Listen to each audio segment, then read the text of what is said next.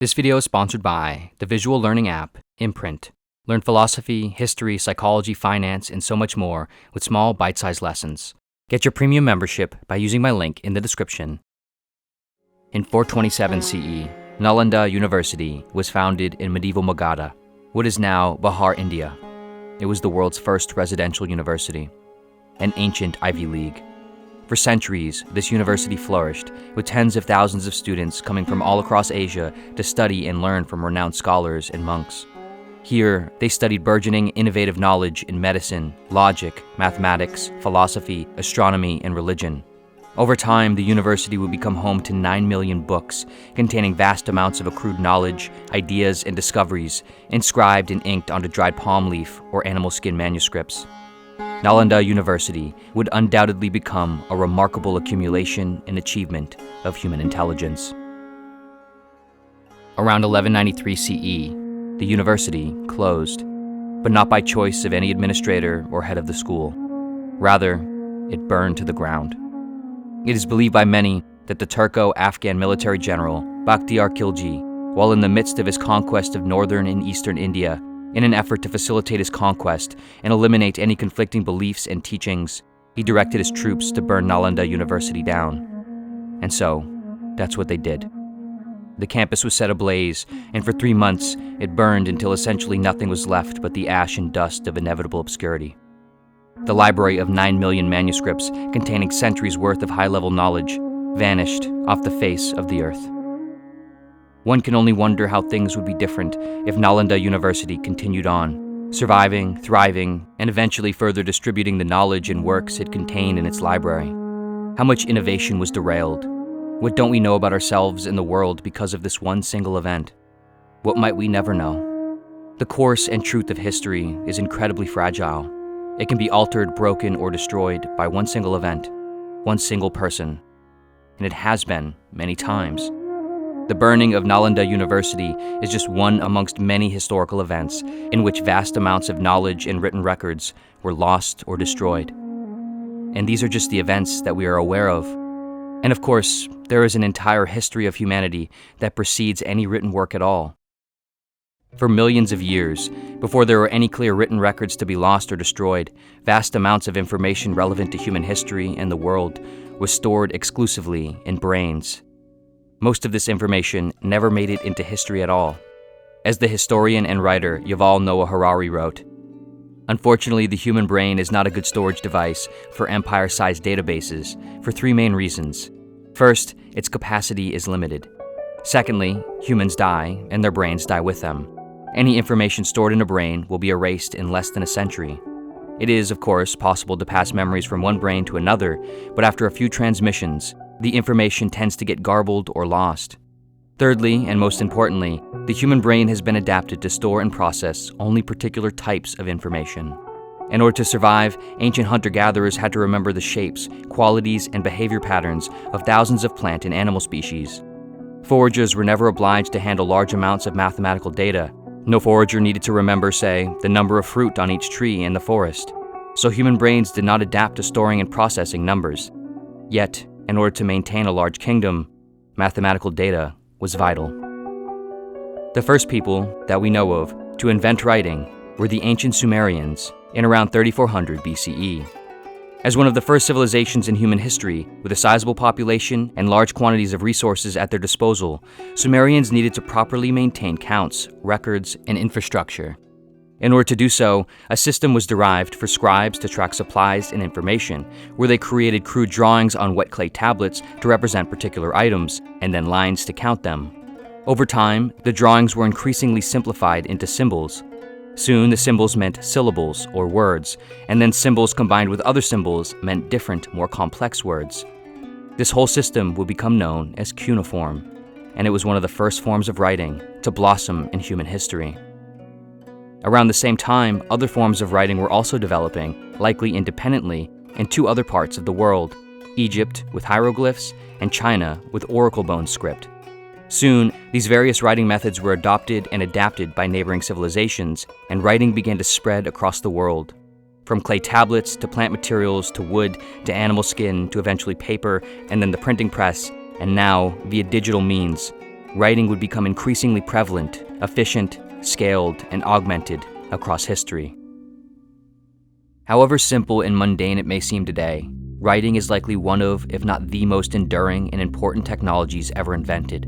Its effects on and role in our development cannot be understated.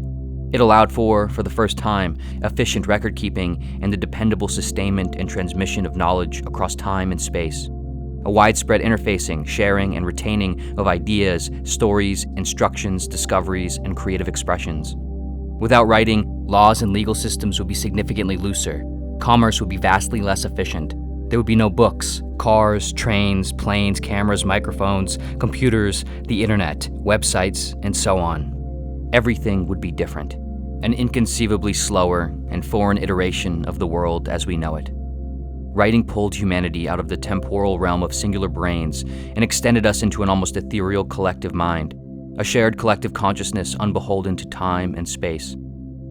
But, like any individual mind, in the collective mind of humanity, there are many, many blind spots, biases, ineptitudes, and forgotten moments. And of course, as a collective species, we have sustained many, many head injuries.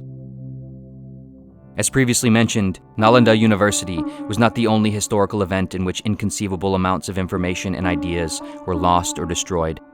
In 48 BCE, the Roman general and statesman Julius Caesar accidentally burned down the Library of Alexandria, which is understood to have stored the largest accumulation of knowledge in the ancient world. How much of the library was destroyed is unknown, but it is believed that between around 40,000 and several 100,000 books were lost. In the mid-16th century, Franciscan missionaries burned nearly all of the Maya civilization's written records. A substantial amount of information about the Maya civilization was lost as a result. During the Visigoth sack of Rome in 410 CE, several libraries were looted and destroyed. Then again, a similar event occurred in the sack of Rome in 1527. A significant amount of written work and Roman knowledge is believed to have been lost across these and other instances of Rome's chaotic pillaging.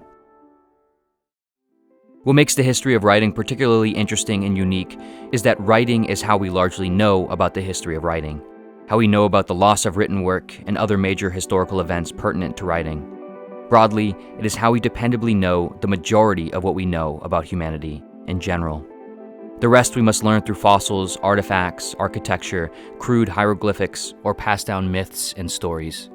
We can only learn from what has survived and what we can make sense of given the knowledge and conceptions of the world that we have, largely through writing. Ultimately, most of what is dependably known of human history is what has survived the records of human history, or made it into it in the first place. But this leaves millions of years, the vast majority of human history, largely unknown. A mystery. And in the several thousand years between the invention of writing and the invention of the printing press in the mid-15th century, which, for the first time, made the publishing of written work democratized, easier to copy and distribute freely, human knowledge and innovation was blossoming, but its documentation was still immensely susceptible. In one sweep, centuries' worth of progress and insights in a particular field or area could be, and in fact were, brushed off the surface of Earth. There are so many mysteries contained in the story of human history as a result of these voids and gaps of information. The human story is as much a mystery story as it is one of triumph. The construction of the pyramids of Egypt, the purpose and construction of Stonehenge in England, the qualities and death of Genghis Khan, the reality of Atlantis, the reality of certain biblical and religious stories, the fate of various important artifacts, the collapse of the Maya civilization, our conception of ourselves, our stories, our backgrounds, and our capabilities are but a window into a partially burned down home with the original owners having never been spoken to. This problem only becomes more severe when you consider the fact that so much of what is believed in human culture, including all present cultures, is based on a sort of imagined order formed out of the particular information and stories sustained and disseminated across history. Our religions, ideologies, conceptions of things like race and gender, our systems of money and politics, and so on, thrive on the host of the surviving body of information. There are no gods, no nations, no money, and no human rights, except in our collective imagination, writes Harari.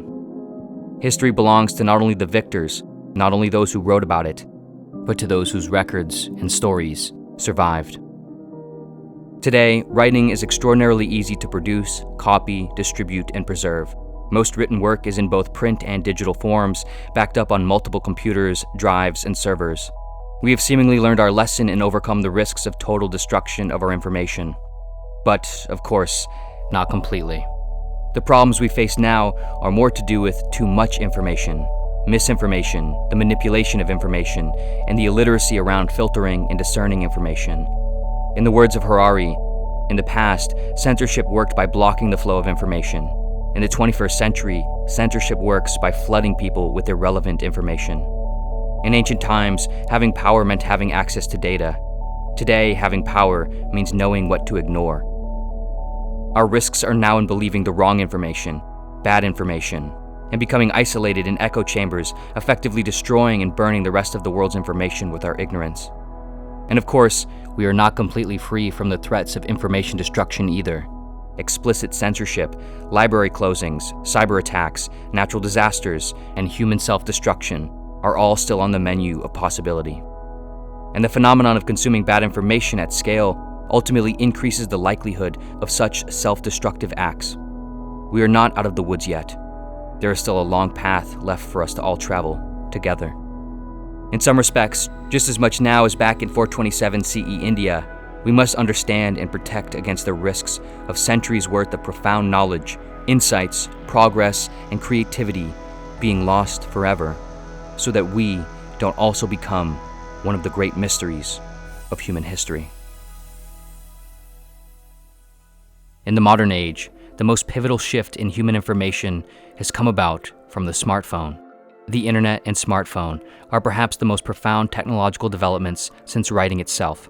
They put essentially all surviving libraries in the palm of your hand, secured and protected, accessible from anywhere, anytime.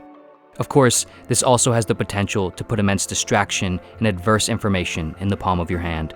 This video sponsor, Imprint, is not only a solution to this modern problem of information curation, but it is also an incredible embodiment of the development of human knowledge and technology, designed perfectly for human learning and wisdom.